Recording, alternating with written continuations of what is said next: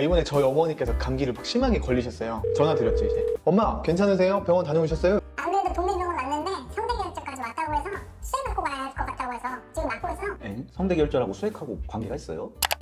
성대결절 환자에게 수액 처방이 일반적으로 필요한 경우는 많지 않습니다. 성대결절은 주로 목소리 남용이나 과도한 발성으로 인해 생기는 것으로 치료는 목소리 휴식, 발성 치료, 생활습관 개선 등이 포함됩니다. 그러나 수액 처방이 필요할 경우도 있습니다. 바로 심한 탈수 상태, 성대결절 수술 후 회복을 위한 그리고 다른 동반 질환이 있어 수액 보충이 필요한 경우입니다. 일반적으로 성대결절 치료는 보존적 치료로 충분하지만 경우에 따라 수액 치료가 필요하기는 합니다. 물론 의사의 결정에 따라 달라지죠. 하지만 과연 김쌤의 사연에서는 어떤 문제가 있었을까요? 아니 그래서 저도 이상해서 엄마 성대결절이 왔는데 무슨 수액을 맞아요? 무슨 약이래요? 이렇게 여쭤봤더니 아 몰라, 그냥 5만 원짜리 수액 맞으면 좀 나아질 거라고 해서 맞고 있는데? 금액은 설명해주고 무슨 약인지는 설명 안 해주시고요? 그냥 와서 주사 꽂아주고 수액만 걸어줬어. 뭐 병원에서 알아서 잘 해주겠지. 잠깐 이거 나만 이상한가요? 아니요. 첫 번째 문제가 나왔네요. 일반적인 수액은 노말셀라인, ODW 이런 것들이죠. 수액은 수분이나 전해질, 영양분을 공급하는 것이 주된 목적입니다. 따라서 생리식 염소나 포도당, 나트륨, 칼륨, 칼슘 등 필수 전해질로 구성되었죠. 저희 소년간호사 영상 수액요법편에도 자세히 다뤘었습니다. 하지만 김쌤의 사연에서의 수액은 일반적인 수액과는 다릅니다. 이런 보통의 수액들이 5만원이나 나가지는 않겠죠. 비경구형 양제인 TPN도 아니고 TPN은 완전 비경구형 양제로 영양 공급을 위해 복합물질로 구성된 영양제입니다. 영양제 좋고 비싼 걸로 놔줘요. 일반인들이 흔히 할 수 있는 오해입니다. 영양분이 많이 섞여 있다고 좋은 것이 아닙니다. 이를 어떻게 환자에게 투약하느냐의 문제가 발생하죠. 첫 번째 주입 경로의 문제. 삼투압이 높아져 보통의 말초 정맥관 주입하면 혈관에 염증이 생겨버리는 등 문제가 발생해버려 중심 정맥관으로 주입이 필요합니다. 두 번째 주입 속도의 문제. 영양 조성에 따라 빠르게 주입하면 안 되고 천천히 주입해야만 하는 상황이 발생합니다. 세 번째 영양 성분 서로 간의 상호작용의 문제. TPN은 엄격하게 개발된 영양제로 양반에 속합니다. 임상에서는 TPN에 또 다른 무언가를 섞는 행위를 주의해야 합니다. 제품 안정성이 깨져버릴 수 있거든요. 섞인 영양분과의 상호작용이 맞지 않으면 크리스탈이 생겨 혈관을 막아버릴 수도 있습니다. 메인 플루이드라고 하여 환자에게 주입되는 수액 라인에 3A를 걸어 다른 약물을 같이 병용 투약하는 것이 좋지 않은 이유가 바로 이것입니다.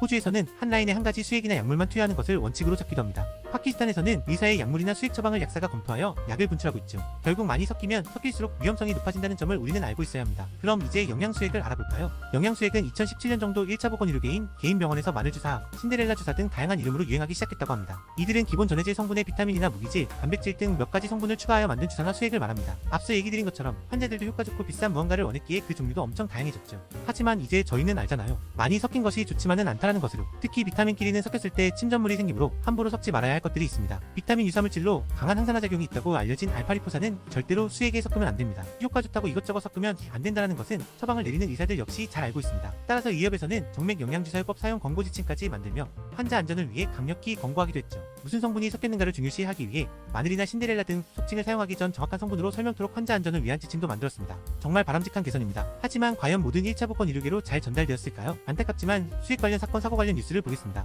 2021년 연합뉴스 기사입니다. 30대 여성이 유연해서 종합비타민 수액을 맞다가 사망에 이른 사건입니다. 뉴스 기사에 따르면 해열 진통 소염 효과가 있는 수액을 10분간 주사하고 마그네슘 수액을 20여 분 동안 주사하고 마지막으로 멀티비타민 수액을 시작한 지 3분 만에 가슴 답답함을 시작으로 비정상적 증상이 발생했다고 합니다. 여기에서 문제는 두 가지를 꼽을 수 있습니다. 첫 번째 수액 투여량 과다와 빠른 투여 속도입니다. 의료인인 제가 봤을 때 마그네슘을 문제로 꼽고 싶은데 그 이유는 일반적으로 10% 마그네슘 2g을 노말셀라인 100ml에 믹스하여 환자에게 주입할 때 1시간에서 2시간 동안 주입합니다. 마그네슘은 너무 빨리 주입하면 심장 부정맥, 저혈압, 호흡 억제, 신경근 차단 등의 심각한 합병증이 나타나기 때문입니다. 두 번째는 종합비타민 수액입니다. 2018년도 메디컬 타임즈 뉴스를 보면 일명 마늘주사, 신데렐라 주사 등으로 영양수액이 불렸는데 그때도 사망사고가 발생해서 문제를 분석했었습니다. 그때 당시 나온 문제는 바로 감염관리였습니다. 여러 주사제를 섞어 보관하는 과정에서의 감염 문제와 변질의 문제입니다. 특히 비타민의 경우 빛에 노출되면 안 되는 차용 보관약품이나 냉장 보관약품들이 있습니다. 대표적으로 비타민 K와 B가 차광 의약품으로 분류되고 있죠. 우리 종합병원 간호사들도 새롭게 배워서 알아가야 하는 어려운 것으로 간호사들을 찾아보기 힘든 1차 보건 의료계의 위원회에서는 과연 어떨까요? 냉장 보관하여 12시간만 사용하는 프로포폴 아시죠? 상온에 60시간 이상 방치한 프로포폴 주사제를 맞은 환자 20명이 집단으로 폐혈증 증세를 보였다는 2018년도 한국일보 뉴스기사도 찾아볼 수 있었습니다. 2024년 현재는 어떨까요? 종합영양 수액이 나쁘다는 말이 아닙니다. 다만 사망에 이르는 중대한 문제가 발생했던 만큼 더욱더 환자에게 자세한 설명과 동의가 필요하다고 생각합니다. 어찌 보면 금액보다 더 중요한 내용 아닐까요? 결국 수액 관련 문제가 없어지기 위해서는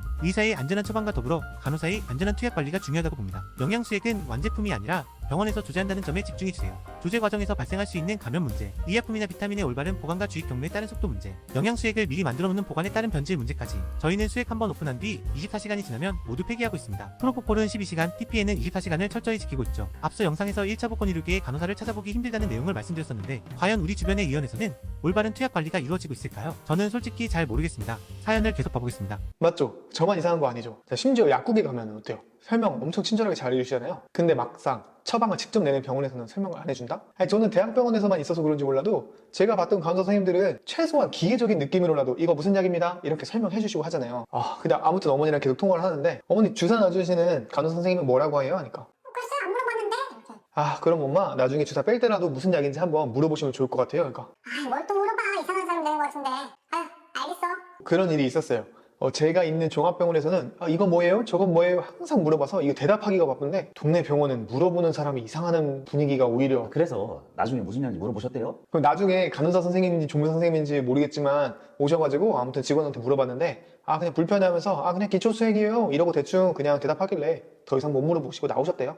두 번째 문제가 나왔습니다. 바로 환자에게 투약 시 투약하는 약물이 무엇인지 설명하는 절차의 부족입니다. 의료기관 인증평가를 거치며 종합병원에서는 투약하는 약물 설명의 중요성이 강조되고 있습니다. 이는 환자의 알 권리 보장, 그리고 의료사고 예방 등 치료 과정에 대한 신뢰를 형성하는 데 중요하기 때문입니다. 정확한 투약 설명으로 의료진은 투약의 올바름을 강조할 수 있고 이를 맞는 환자는 안심하여 믿게 되는 것이죠. 하지만 종합병원도 의료기관 인증평가로 이 과정을 보강해 나가고 있는데 하물며 평가 제도도 없는 1차 보건의료계 2연급에서는 어떨까요? 실제 이런 사연도 있었습니다. 간호사가 아파서 동네 병원을 방문하여 주사를 맞게 됐습니다. 주사기에 챙겨온 약을 맞기 전 문득 어떤 약인지 궁금하여 주사 넣어주시는 분에게 물어봤다네요. 이 약은 무슨 약이에요? 그랬더니 주사를 놓으려던 분께서 당황하시며 잠시만요 하고서는 투약하는 약품을 가지고 와 이 약이라고 하며 설명했다고 합니다. 아직도 병원에서 알아서 해주겠지라는 단순한 믿음을 가지고 계신가요? 저는 오히려 간호사가 된 후 부모님에게 의원에서 주사 맞을 거면 어떤 약인지 꼭 물어보고 맞으라고 하고 있습니다. 약국에서 약사분께서는 친절한 보객 설명을 해주시는 반면 병원에서 맞는 주사는 친절한 설명을 들은 기억이 없어서 그럴까요? 의약분업 역시 약물 처방과 조제를 각각 다른 전문가가 담당하도록 하여 환자 안전을 향상하기 위해 시행된 것으로 알고 있습니다. 의사의 처방을 못 믿는 것이 아닙니다. 처방된 약이 간호사인지 간호조무사인지 단순 직원인지 모를 타인에게 전달되어 약품 보관소에서 약품을 꺼내 처방전에 맞는 용량이 준비되어 나에게 도달하기까지의 과정을 믿기 어렵습니다. 이거 무슨 약이에요? 병원을 믿기 이전에 우리 스스로를 믿어보는 것은 어떨까요? 특히 보건의료인 간호사라면 누구보다 보건의료계의 약점에 대해 잘 알고 있으므로 적어도 주변 가족이 다치지 않게 널리 조심하자고 알려줬으면 좋겠습니다. 왜 종합병원 간호사만 의료기관 인증평가로 고생하며 환자 안전을 외치고 있다는 생각이 드는 걸까요? 예약하기 어려운 종합병원보다 쉽게 찾아갈 수 있는 곳은 바로 동네 의원인데 말이죠. 시스템적 개선이 되기 이전에 적어도 내 가족만큼은 억울한 피해를 입지 않도록 주의시키자고요. 우리는 똑똑한 간호사니까요. 그럼 김쌤의 마지막 얘기를 들어볼까요? 이래서 큰 병원 가야 되나 보다. 무슨 소리예요. 그래서 큰 병원을 가라는 말이 아니라 1차 병원에서도 설명을 해주면 되는 거죠. 그렇게 1차 병원의 시스템을 좀 개선해 나가고 이 개선을 통해서 좀 좋아지고 믿을 수 있는 병원을 증명해주는 1차 의료기관 인증평가 시스템이 활성화되고 이러면 모두가 윈윈 하는데 더 나은 방향으로 나아갈 수 있다. 바로 이거죠. 큰 병원 작은 병원 상관없이 환자나 보호자는 물어보고 주는 사람은 설명해주는 이런 문화를 만들어 나갈 필요가 있다고 생각을 합니다.